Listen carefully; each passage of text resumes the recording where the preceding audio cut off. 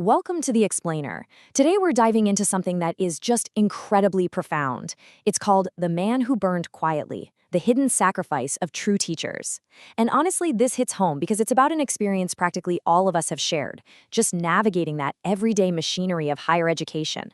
You know the drill, right? The mad dash to classrooms, the constant creeping anxiety of looming deadlines. But today we're actually going to peel back that ordinary facade and look at the grinding, often invisible reality of the educators who are literally quietly sacrificing their own lives to build ours. To start us off, there is this one single, incredibly powerful thought that really anchors this entire concept. Quote, "Candles are never remembered for the pain of melting. People only remember that there was light." End quote. I mean, wow. That idea forces a complete 180 in how we look at things, doesn't it? When we look back on our education, we always focus on the light. We remember the knowledge we gained, the degrees we walked away with, the careers we ended up securing. But we rarely, if ever, stop to think about the melting, the immense, silent, and frankly painful devotion required from the person who actually sparked that light in the first place. Okay, let's really dive into this contrast because it is stark. On the surface, you just see the ordinary, everyday face of a functioning university, right? You've got the brick walls, the crowded classrooms, the absolute clockwork precision of the schedule. But hidden away in those dim, quiet offices, long after everyone else has gone home, there is a totally different reality. It's a professor waging a literal midnight war against intellectual poverty. Picture it. They're surrounded by dim study lamps, half-finished lecture notes, glowing screens, desperately trying to map out a future for young people who, let's be honest, just don't quite understand the value of their own time yet. And that right there is what creates this deeply tragic disconnect in almost every single classroom. When students stare down a massive stack of assignments, what do they see?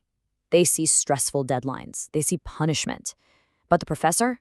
They aren't looking at the assignments at all. They are looking directly at those students' future interviews. They see that totally merciless, cutthroat job market waiting for them right outside the university gates.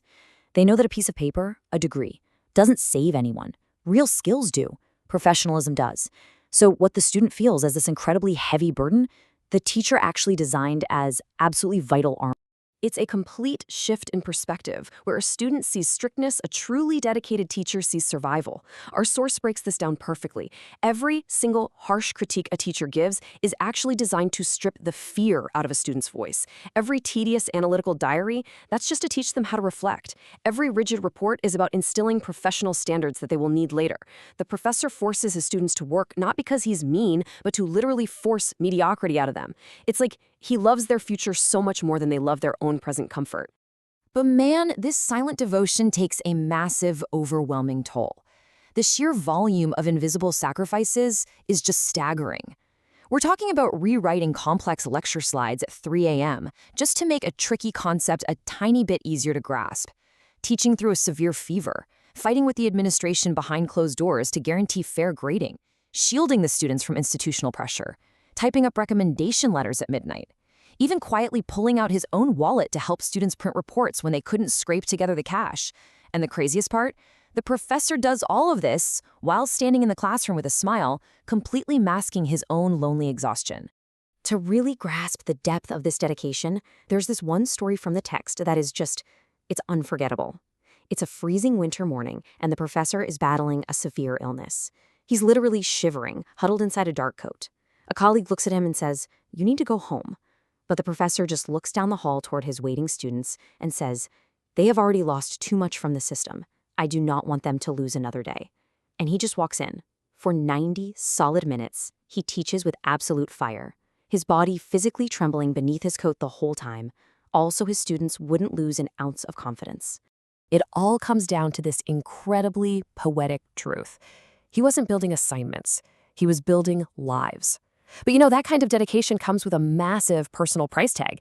To build those lives, he willingly sacrificed his own comfort, his own weekends, his own physical health. Our source points out that while his friends were off moving abroad, launching businesses, kicking back on peaceful weekends, the professor was just buried under academic responsibilities and endless student mentoring. Year after year, he deliberately chose his students over himself, slowly burning himself out just so others could rise. But here is where the story hits this heartbreaking breaking point. It's during a particularly grueling semester, and the professor is practically working around the clock to help his students out. He's recording these long, detailed, explanatory videos, staying way past office hours, throwing in bonus opportunities to boost their grades. One night, he posts a super polite midnight reminder about an upcoming deadline on WhatsApp. And the response? He gets absolutely attacked. "You're overloading us. Do you think we only study your subject?" To a teacher who had literally poured years of his own life into these kids, those casual complaints must have felt like absolute knives. It completely freezes him in his tracks. Just imagine being in his shoes for a second. Sitting alone in a dark office, unfinished lecture slides glowing on the monitor, a cup of cold tea on the desk, feeling this bone-deep exhaustion that reaches your very soul, and asking yourself this haunting question, perhaps they never see love hidden behind discipline? I mean, that is the ultimate tragedy of a sincere educator, right? To pour absolutely every ounce of your being into someone else's success, only to have them look at you like you're the villain. To be entirely misunderstood by the exact people you are sacrificing your life for. So the next morning rolls around, and the students are understandably tense. They are fully bracing for anger, maybe even some kind of academic punishment for their disrespectful messages the night before. But the professor walks in, gently sets his books on the table, and calmly delivers this incredibly quiet, powerful truth.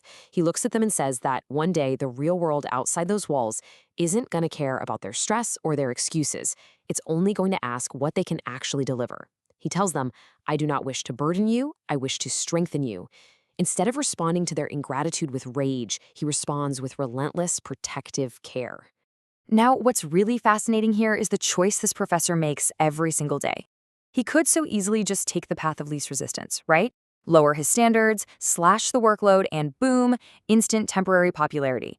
But he absolutely refuses to do it because he knows popularity is fleeting. Instead, he chooses permanent transformation. He fully accepts that enforcing strict discipline might make him the most hated guy on campus today, but he does it anyway because he knows it builds the actual, concrete capability that's going to save his students' lives out in the unforgiving real world. And the wild thing is, the realization of what he was actually doing, it almost never happens while the students are still in his classroom. If you trace a student's journey during university, they absolutely hate the intense pressure. They constantly complain about the assignments. But then graduation day comes and goes, and they step into that brutal, merciless global market the professor kept warning them about, and it's only then, sometimes years later, when they're actually surviving and even thriving entirely because of the very discipline they used to despise, that it finally clicks. They finally get it. Which leads us to this incredibly emotional climax in our source text. A former student, who has now climbed the ranks to become a highly successful international executive, actually returns to the university to visit the professor. And with literal tears in his eyes, he admits that back in the day, they all thought those weekly presentations were pure torture. But now, he's leading global boardrooms with absolute confidence, entirely because of them. He looks at the professor and says, "Today I realize you are preparing us for a world we did not understand." And honestly, that one single sentence heals years of the professor's invisible wounds. But you know, when you zoom out, this story isn't really just about one professor in one university. It's about the unseen architects of our entire society. Think about it. Every single great scientist, every global leader, every successful entrepreneur, every reformer, they all once sat at a desk in front of a teacher. While parents give us life, it is so often these exhausted, severely underappreciated educators who give birth to our capability. They are the ones putting in the grueling hours to teach a human being how to stand up in the world with genuine dignity and competence. Yet, isn't it kind of crazy how society operates? We routinely celebrate the huge successes, but we completely forget the people who quietly built the foundation for them. We loudly applaud the CEO, the brilliant scholar, the big visionary, but we rarely spare a thought for the tired professor who skipped their own meals, battled through endless administrative bureaucracy, and fought off physical illness just to make sure that students' foundation was strong enough to hold up their eventual success. Actually, take a second and think about your own life right now. Think about the specific skills that currently pay your bills, or that deep resilience that gets you through the hard times. Whose invisible fingerprints are left all over those skills? Which brings us right to our final thought for today. The sad reality is, the greatest teachers are almost always understood way too late. So I want to leave you with this question to really chew on. Who was that strict teacher in your own life who was actually quietly burning so that you could have light? Take a moment to think about them. And hey, maybe, if it's not too late, it's time to finally reach out and say thank you. Thanks so much for joining me on this explainer, guys, and I'll see you in the next one.